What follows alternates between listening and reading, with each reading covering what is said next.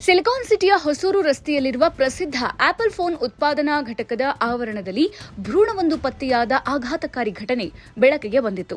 ಈ ಸಂಬಂಧ ಘಟಕದಲ್ಲಿ ಕೆಲಸ ಮಾಡುತ್ತಾ ಇದ್ದ 19 ವರ್ಷದ ಯುವತಿಯನ್ನ ಪೊಲೀಸರು ಬಂಧಿಸಿದ್ದಾರೆ. ಕಾರ್ಖಾನೆಯ ಶೌಚಾಲಯದ ಬ್ಲಾಕ್ನಲ್ಲಿ ಶುಚಿಗೊಳಿಸುವ ಸಿಬ್ಬಂದಿಗೆ ಭ್ರೂಣವೊಂದು ಪತ್ತೆಯಾಗಿತ್ತು. ಕೂಡಲೇ ಅವರು ಆಡಳಿತ ಮಂಡಳಿಗೆ ಮಾಹಿತಿ ಕೊಟ್ಟಿದ್ದು, ನಂತರ ಪೊಲೀಸರಿಗೆ ದೂರು ನೀಡಲಾಯಿತು.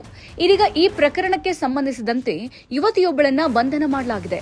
ಘಟನೆ ನಡೆದ ಸಮಯದಲ್ಲಿ ಶೌಚಾಲಯದ ಕಡೆಗೆ ಹೋದವರ ಬಗ್ಗೆ ಪೊಲೀಸರು ತನಿಖೆ ನಡೆಸಿದಾಗ ಅಲ್ಲಿನ ಸಿಬ್ಬಂದಿಯೊಬ್ಬರ ಮೇಲೆ ಅನುಮಾನ ವ್ಯಕ್ತಪಡಿಸಿದ್ಲು. ಈ ಬಗ್ಗೆ ತನಿಖೆ ನಡೆಸಿದಾಗ ಪೊಲೀಸರಿಗೆ ಅಚ್ಚರಿಯ ವಿಚಾರವೊಂದು ತಿಳಿಯಿತು. 19 ವರ್ಷದ ಯುವತಿಯು ಈ ಕೃತ್ಯ ಎಸಗಿರುವುದಾಗಿ ಪ್ರಾಥಮಿಕ ತನಿಖೆಯಲ್ಲಿ ತಿಳಿದುಬಂದಿದೆ. ಇದೀಗ ಆಕೆಯನ್ನ ಬಂಧನ ಮಾಡಲಾಗಿದೆ. ಬೆಂಗಳೂರು ಗ್ರಾಮಾಂತರ ವ್ಯಾಪ್ತಿಯ ಪೊಲೀಸರು ಈ ಬಗ್ಗೆ ಪ್ರಕರಣ ದಾಖಲಿಸಿಕೊಂಡಿದ್ದಾರೆ. ಭ್ರೂಣವನ್ನ ಮರಣೋತ್ತರ ಪರೀಕ್ಷೆಗೆ ರವಾನಿಸಲಾಗಿದ್ದು, ಯುವತಿಯು ಗರ್ಭಪಾತ ಮಾಡಿಕೊಂಡಿದ್ದಾಳೆಯೇ ಅಥವಾ ಅಕ್ರಮ ಗರ್ಭಧಾರಣೆಯನ್ನ ಮುಚ್ಚಿಡೋಕೆ ಈ ಕೃತ್ಯ ಎಸಗಿದ್ದಾಳೆಯೇ ಎಂಬ ಬಗ್ಗೆ ತನಿಖೆ ನಡೀತಾ ಇದೆ. ಹಾಗಿದ್ರೆ ಅಷ್ಟಕ್ಕೂ ಶೌಚಾಲಯದಲ್ಲಿ ನಡೆದದ್ದೇನು ಅಂತ ನಾವು ನೋಡ್ತಾ ಹೋಗೋದಾದ್ರೆ, ಸಿಲಿಕಾನ್ ಸಿಟಿಯಲ್ಲಿ ನಾಗರಿಕ ಸಮಾಜವೇ ತಲೆ ತಗ್ಗಿಸುವಂತಹ ಅಮಾನವೀಯ ಘಟನೆ ಬೆಳಕಿಗೆ ಬಂದಿರೋದು.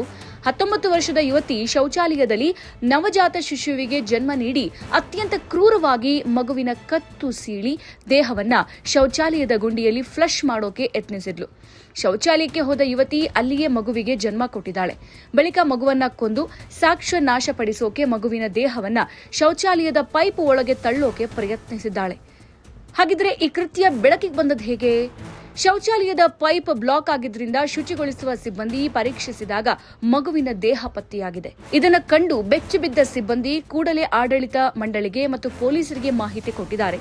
ಪೊಲೀಸರು ಸಿಸಿಟಿವಿ ದೃಶ್ಯಾವಳಿಗಳನ್ನು ಪರಿಶೀಲಿಸಿ ಹಾಗೂ ಅಲ್ಲಿನ ಸಿಬ್ಬಂದಿಯನ್ನ ವಿಚಾರಣೆಗೆ ಒಳಪಡಿಸಿದಾಗ 19 ವರ್ಷದ ಯುವತಿಯ ಮೇಲೆ ಅನುಮಾನ ವ್ಯಕ್ತವಾಗಿತ್ತು.